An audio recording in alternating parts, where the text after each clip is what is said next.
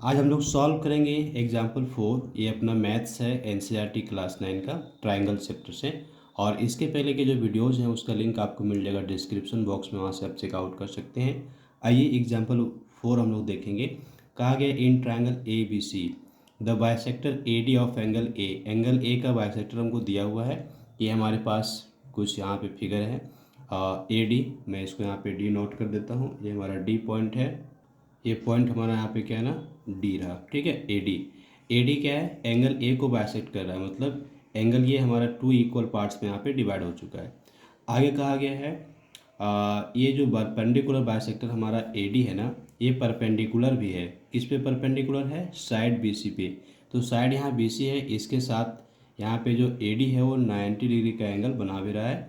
हम यहाँ पे 90 डिग्री नोट भी कर सकते हैं। क्लियर, ये हमारा फिगर कुछ दिया हुआ है। So that A B equal to A C. ये जो ए बी साइड है वो ए सी साइड की इक्वल है। और ट्रायंगल ए बी सी कैसा है, आइसोसेलेस है। तो हम यहाँ पे स्टेप्स ले लेते हैं।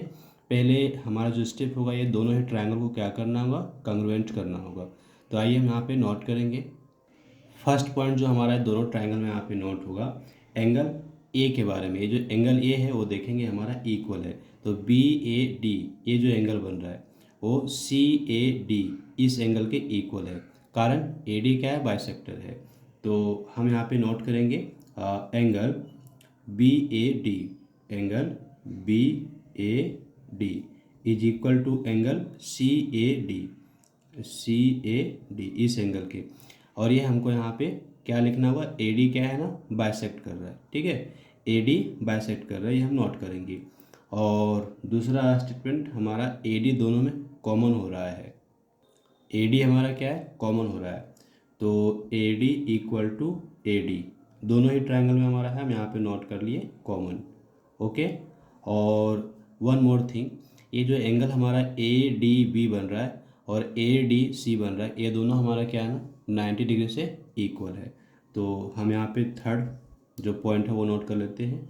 Angle A D B, angle A D B is equal to angle A D C. A D C क्या चीज़ से, तो 90 डिग्री से। ओके, ये भी आप यहाँ पे लिख सकते हैं, गिवन है। अब आप देखेंगे दोनों ट्रायंगल में हमारे 3 थिंग्स इक्वल हो गए। सो हम यहाँ पे लिख सकते हैं triangle A B D is congruent to triangle A C D. अब यहाँ पे कौन सा रूल हमारा लग गया, तो आप देखेंगे angle side angle by angle side angle rule. ये रूल हमारा यहाँ पे अप्लाई हो जाता है। और जब ये दोनों ही ट्रायंगल कंग्रुएंट हो गए तो ए बी और ए सी हमारा इक्वल हो गया। तो हम यहाँ पे लिखेंगे therefore A B is equal to A C P C T. Okay, corresponding part of congruent triangle. अब ये तो हमारा पहला प्रूफ हो गया, हम यहाँ पे नोट कर सकते हैं प्रूव्ड। पहला प्रूफ हो गया।